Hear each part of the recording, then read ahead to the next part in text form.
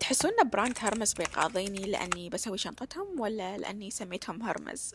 بس شوفوا، وايد احب يوم البنات يقولون ارمي ولا ارميز، وايد كيوت. انا وربيعاتي كنا نتكلم عن شنطهم وكذي، في بالي اني اسوي شنطتهم، وانا ما اعرف اي وحده الا يوم ربيعاتي قالوا اسمها اللي هي كالي. وبعد لانكم قلتوا غيري عن الاكل سوي شيء جديد، فكان هذا هو اقتراح اليوم. وانا ادور صوره حق هالشنطه، شفت ان المستعمله كان سعرها قريب من سعر سيارتي، ففهمت يوم ناس يقولون ان احنا نشتريها استثمار، وبحثت اكثر شويه في الموضوع وشفت انه ممكن يكون شيء منطقي. وبعد حسيت ان الماركتينج مالهم حلو، يعني مخلين هالشنطه محدوده حق ناس معينين، يزيد الاهتمام فيها. بس المهام يوم سويتها ما كانت بالصعوبة اللي أنا كنت متخيلتها، بس انتوا قولوا لي إذا ضبطتها. حطيتها على حرف ال H أو H ودخلتها الفرن، and فوالا، شنطة على الكيبورد مالي.